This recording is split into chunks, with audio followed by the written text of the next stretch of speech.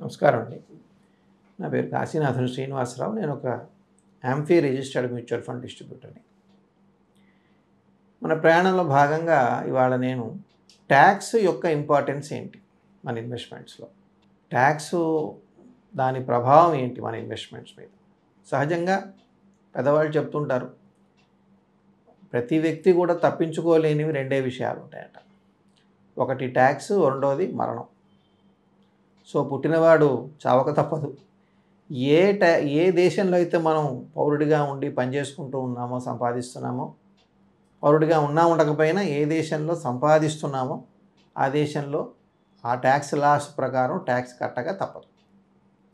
వాళ్ళు కాకపోతే రేపైనా ఎవరైనా తప్పించుకోవాలని చూసినా, అంటే ఎగవేయాలని చూస్తే, తప్పించుకోవటం అంటే లీగల్గా తప్పించుకోవటాన్ని అవాయిడెన్స్ అంటాం. అవాయిడెన్స్ అంటే ట్యాక్స్ అవాయిడెన్స్ అని మనం ఏ దేశం చట్టమైనా ఓకే అంటుంది. ఫలానా రూల్స్ ప్రకారం మీరు వెళ్తే, ఫలానా ఇన్వెస్ట్మెంట్లో మీరు చేస్తే మీకు తక్కువ ట్యాక్స్ పడటమో లేదా ట్యాక్స్ పడకపోవటమో ప్రతి దేశంలో కొన్ని ఎగ్జెంప్షన్స్ ఉన్నాయి. దాన్ని అవాయిడెన్స్ అంటాం, అది లీగల్. ఇవేషన్ అనేది ట్యాక్స్ ఎగవేత, అది ఎప్పుడు కూడా ఏ దేశం కూడా ఒప్పుకోదు. అయితే మళ్ళీ మన ఇన్వెస్ట్మెంట్ విషయానికి వస్తే, ట్యాక్స్ పోయిన తర్వాత మనకు వచ్చే రిటర్న్స్నే మనం ఎప్పుడూ పరిగణించుకోవాలి. మళ్ళీ నేను ఇంతకుముందు వీడియోలో చెప్పినట్టుగా మనం ఏ 2-3 రకరకాల ఇన్వెస్ట్మెంట్ అవెన్యూస్ని పోల్చుకోవాలన్నా ఒక సిఏజిఆర్ఓ, ఒక ఎక్స్ఐఆర్ఆర్ఓ క్యాల్కులేట్ చేసి అట్లా పోల్చుకోవాలని మనం మాట్లాడుకోవటం జరిగింది. అదేవిధంగా ట్యాక్స్, ఒక ఇన్వెస్ట్మెంట్లో ట్యాక్స్ పడకపోవచ్చు. ఉదాహరణకి మనకి సావరిన్ గోల్డ్ బాండ్ మొన్నటి దాకా ఉండేది, ఇప్పుడు ఆఫ్ చేశారు, ప్రస్తుతం లేదు. కారణం ఏంటంటే గవర్నమెంటు ఏమనుకుంది ఒరిజినల్గా సావరిన్ గోల్డ్ బాండ్లో, అప్పట్లో గోల్డ్ అంతగా పెరిగేది కాదు. కాకపోతే గోల్డ్ కొనటం ప్రతి గ్రాము కూడా మనము డాలర్లు ఇచ్చి కొనుక్కోవాలి. అంటే మనం డైరెక్ట్గా డాలర్లు ఇచ్చి కొనకపోయినా గవర్నమెంట్ అలా ఇంపోర్ట్ చేసుకుంటుంది కదా మనకు కావాల్సిన గోల్డ్ని.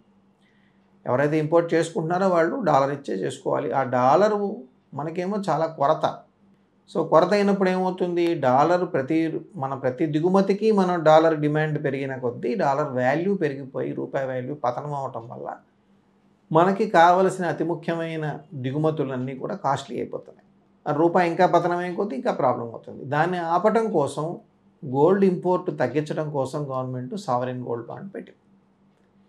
గోల్డ్లో వచ్చే రిటర్న్స్ అని మేము ఇస్తాము, సంవత్సరానికి మీకు 2.5% అదనంగా మీ అకౌంట్లో జమ చేస్తాము అని చెప్పి తీసుకున్నవి ఇప్పుడు చాలా భారంగా మారింది గవర్నమెంట్కి. ఎందుకంటే 12, 14, 15% చొప్పున గోల్డ్ చాలా ఏళ్ళు పెరుగుతూ వచ్చింది. అందువల్ల దాన్ని ఆఫ్ చేశారు. సో సావరిన్ గోల్డ్ బాండ్లో ఏంటంటే అసలు ఎటువంటి ట్యాక్సు లేదు. 8 ఏళ్ల పాటు మనం ఉండిపోయామంటే గోల్డ్లో వచ్చే రిటర్న్స్ గవర్నమెంట్ మనకి క్యాష్లో ఇస్తుంది. తర్వాత చివరిలో ఇచ్చే అమౌంట్కి మళ్ళీ ట్యాక్స్ లేదు. టోటలీ ఎగ్జామ్ట్ కదా, చాలా అద్భుతం. సో ఇటువంటి ప్రోడక్ట్స్ చాలా తక్కువ ఉన్నాయి. పీపీఎఫ్ అలాంటి ఒక ప్రోడక్ట్. అలాగే ఎన్పిఎస్లో ఇన్వెస్ట్ చేసి ఉండే వాళ్ళకి చివరిలో తీసుకునేటప్పుడు ₹1 ట్యాక్స్ కూడా పడదు. వీటినన్నిటిని ఎగ్జెంప్ట్ అంటారు. ఎగ్జెంప్ట్ అంటే మనం పెట్టినప్పుడు, అంటే కొన్నిటికి రావు, అన్నిటికి కాదనుకోండి, కొన్నిటికే పెట్టినప్పుడు ఎగ్జెంప్షన్ వస్తుంది. పీపీఎఫ్ ఫర్ ఎగ్జాంపుల్ మనకి ట్యాక్స్ ఎగ్జెంప్షన్ ఇస్తుంది. అందులో ఏమన్నా ఇన్కమ్లు అవన్నీ వచ్చినప్పుడు ఎగ్జెంప్ట్ అవుతుంది. ఇంట్రెస్ట్ యాడ్ చేసినా అదంతా ఎగ్జెంప్ట్ అవుతుంది. ఫైనల్గా మనం తీసుకునే అమౌంట్ కూడా మళ్ళీ ఎగ్జెంప్ట్ అవుతుంది. అటువంటి ఇవి అట్లాగే కొన్ని ఇన్సూరెన్స్ పాలసీలు కొన్ని పరిమితులకు లోబడి అవి కూడా ఎగ్జెంప్ట్ అవుతాయి మనకి. సో ఇలాంటి ఎగ్జెంప్ట్ కేసెస్ కొన్ని ఉన్నాయి. కొన్ని తక్కువ ఇంట్రెస్ట్ పడేవి, కొన్ని తక్కువ ట్యాక్స్ పడేవి ఉన్నాయి. అవి ఏవి అంటే ఫర్ ఎగ్జాంపుల్ మ్యూచువల్ ఫండ్లో ఈక్విటీ ట్యాక్సేషన్ ఉన్నది. ఈక్విటీ మ్యూచువల్ ఫండ్స్ ఏవైతే ఉంటాయో అంటే 65% కానీ అంతకంటే ఎక్కువ కానీ ఎల్లకాలం ఈక్విటీలో షేర్లలో మెయింటైన్ చేసే మ్యూచువల్ ఫండ్ స్కీమ్స్కి, లేదా ఈక్విటీ షేర్స్ కూడా అదే ట్రీట్మెంట్ ఉన్నది, ట్యాక్స్ ట్రీట్మెంట్. సో ఈ రెండింటికి కూడా మీకు 1 ఇయర్ దాటి మీరు ఉంచుకుంటే మీ ట్యాక్స్ బ్రాకెట్తో సంబంధం లేకుండా మొదట ఆ వచ్చే లాభంలో మీరు బుక్ చేసుకుంటేనే, అంటే బుక్ చేసుకోకపోతే ఏమీ లేదు దీంట్లో. బుక్ చేసుకున్న లాభంలో 1,25,000 ఎగ్జెంప్షన్ ఓవరాల్గా మీ ప్యాన్ లెవెల్లో షేర్లకు కానీ మ్యూచువల్ ఫండ్లకు కానీ కలిపి, ఈక్విటీ మ్యూచువల్ ఫండ్లకు కానీ కలిపి, తదుపరి మిగిలిన ఆ పైబడ్డ భాగానికి 12.5%. యాక్చువల్గా మనకి ఇన్కమ్ ట్యాక్స్ హెడ్స్లో కూడా క్యాపిటల్ గెయిన్ అనే ఒక వేరే హెడ్ ఉంది. ఆ హెడ్ కింద దీన్ని ట్రీట్ చేస్తారనమాట. మన నార్మల్ ఇన్కమ్‌తో సంబంధం లేకుండా దీన్ని ట్రీట్ చేస్తారు. మీకు 100 కోట్లు వచ్చినా కూడా 12.5% ఆ మొదటి ఎగ్జంప్షన్ తీసేస్తారు. తర్వాత ఒక సంవత్సరంలో మీకు 100 కోట్లు ప్రాఫిట్ వచ్చినా సరే అది లాంగ్ టర్మ్ క్యాపిటల్ గెయిన్ అయితే గనక, ఈక్విటీ క్యాపిటల్ గెయిన్ అయితే either mutual fund are direct shares అయినప్పుడు దాన్ని 12.5% కట్టమంటారు. మీరు ఒరిజినల్‌గా మీ ఇన్కమ్ ప్రకారము వ్యాపారంలో గానీ, మీ తాలూకు ఇతరత్ర ఇన్కమ్‌లో గానీ వచ్చే ట్యాక్స్ బ్రాకెట్ 30% ఉన్నా గానీ దానికి దీనికి సంబంధం లేదు. అందువల్లనే ఇక్కడ ఒక మెలికుంది. క్యాపిటల్ గెయిన్ కాకుండా మీకు క్యాపిటల్ లాస్ వచ్చిందనుకోండి, ఫర్ ఎగ్జాంపుల్ లాస్ వచ్చినప్పుడు దాన్ని తీసుకెళ్ళి మీ శాలరీలోనో ఇతర ఇన్కమ్‌లోనో తగ్గించి నేను తక్కువ ట్యాక్స్ కడతానంటే ఒప్పుకోరు.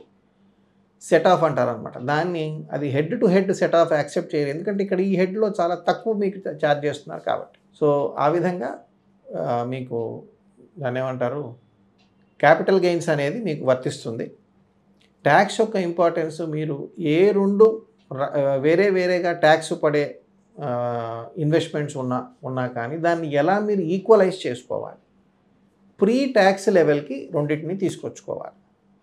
ఒకదానిలో ట్యాక్స్ పడదు. ఇంకా దానికి ప్రీ ట్యాక్స్, పోస్ట్ ట్యాక్స్ అనే మాట లేదు కాబట్టి దాన్ని అలా ఉంచుదాం. ఫర్ ఎగ్జాంపుల్ మీకు ఒక దానిలో ట్యాక్స్ లేదు. దానిలో మీకు 6% వచ్చింది.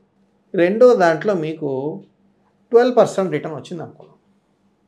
అది మీకు ట్యాక్స్ పడి ఓకే, మీ పర్సనల్ ట్యాక్స్ లెవెల్లో లెటస్ సే మీకు ఒక ఎఫ్‌డి ఉంది. మీకు ఒక ఇన్సూరెన్స్ పాలసీ ఉందనుకుందాం. అది కూడా ఒక సంవత్సరంలో మెచ్యూర్ అయింది. ఎఫ్‌డి మీరు 30% ట్యాక్స్ బ్రాకెట్లో ఉన్నారు. ఎఫ్‌డిలో మీకు 7% వస్తే మీరు ఎంత ట్యాక్స్ కట్టాలి దాని మీద? 3 ఏళ్ళు 21 అంటే 2.1% ట్యాక్స్ కింద పోతుంది మీ రిటర్న్లో. 7 - 2.1 తీసేస్తే 4.9 మీకు మిగులుతుంది. అయితే యువతల ఇన్సూరెన్స్ పాలసీలో మీకు 5%, 6% వచ్చిందనుకున్నాం. దీనికి ప్రీ ట్యాక్స్, పోస్ట్ ట్యాక్స్ ఏం లేదు కదా. సో ఒకది పోస్ట్ ట్యాక్స్ రెండింటిని చూస్తే కనుక మీరు కంపేర్ చేసుకుంటే కనుక ఇది 6 వచ్చింది, దీనికి ట్యాక్స్ లేదు, పోస్ట్ ప్రీ ఏమీ లేదు కాబట్టి 6. ఇది ప్రీ ట్యాక్స్ 7 ఉన్నా పోస్ట్ ట్యాక్స్ వచ్చేసేసి 7 - 2.1 4.9 అయింది. సో ఇక్కడ ఏమైంది, మీకు మామూలుగా చూస్తే ఇది 6 ఇది 7 అనిపించిన ట్యాక్స్ ఎఫెక్ట్ తీసి చూస్తే ఇది మీకు ట్యాక్స్ లేనిది 6% దగ్గరే ఆగింది, ట్యాక్స్ ఉన్నది 4.9కి వచ్చేసింది. చూసారా? అందువల్ల ట్యాక్స్ ఇంపార్టెన్స్ చాలా ఉంది. ప్రతి ప్రోడక్ట్ కూడా ట్యాక్స్ పరంగా మీరు ఈక్వల్ చేసుకోవాలి అంటే కొన్నిటిని మనం ప్రీ ట్యాక్స్ లెవెల్కి తీసుకెళ్ళాలి కూడా. ప్రీ ట్యాక్స్ లెవెల్కి తీసుకెళ్ళామంటే సపోజింగ్ ఇందాక నేను చెప్పిన 6% ఉంది, మీరు 30% ట్యాక్స్ బ్రాకెట్లోనో 20% ట్యాక్స్ బ్రాకెట్లోనో ఉన్నారనుకుందాం. దాన్ని ట్యాక్స్ పడేదాంతో సమానం ఎలా చేయాలి, వెనక్కి తీసుకెళ్తాం అన్నమాట. అంటే 6 డివైడెడ్ బై 20% ట్యాక్స్ బ్రాకెట్ వాళ్ళకైతే 1 - 0.2 అంటే మీకు 20% ఉన్నారు కాబట్టి. సో 1 - 0.2తో డివైడ్ చేయాలి. మీ ట్యాక్స్ని 1 - ట్యాక్స్ చేయాలన్నమాట కింద. దాన్ని బట్టి డినామినేటర్లో పెట్టి మీ రిటర్న్ని డివైడ్ చేస్తే అది పెరుగుతుంది. నిజంగా దీని కనుక ట్యాక్స్ ఉంటే ఏ విధంగా ఉండేది అనేది మీకు తెలుస్తుంది అన్నమాట. సో 6 డివైడెడ్ బై 1 - 0.2 అంటే 0.8 అయింది. ఇది 8 8 64 రఫ్గా 7.5 నుంచి 8% మధ్యలోకి వస్తుందన్నమాట. నిజంగా మీకు ఈ ఇన్సూరెన్స్ పాలసీలో కనుక ట్యాక్స్ పడి ఉంటే, మీరు 20% ట్యాక్స్ బ్రాకెట్లో ఉంటే it would have been equal to 7.5 to 8% వస్తుంది, రఫ్గా చెప్తున్నాను. సో అప్పుడు మీరు ట్యాక్స్ పడే వేరే దాంతో మీరు దీన్ని పోల్చుకోవచ్చు, అలా కూడా చేయొచ్చు. సో నెక్స్ట్ టైము మీరు ఏ 2 ప్రోడక్ట్స్ని కంపేర్ చేయాలనుకున్నా, దీనిలో పెట్టాలా దానిలో పెట్టాలా అని మీరు ఆలోచించాలనుకున్నా, ట్యాక్స్ పరంగా రెండింటిని కంపేర్ చేసి చూడండి. ప్రీ ట్యాక్స్ లెవెల్లో కన్నా తీసుకెళ్ళండి, లేదా పోస్ట్ ట్యాక్స్ చేసి ఏదైతే ట్యాక్స్ పడుతుందో దాన్ని ట్యాక్స్ తీసేసి ట్యాక్స్ పడని దాన్ని అప్పుడు కంపేర్ చేయండి. అలా చేసినా కూడా మీకు రెండిట్లో నెట్ రిటర్న్ ఏమిటి అనేది మీకు తెలుసుకునే అవకాశం ఉంటుంది. Thank you.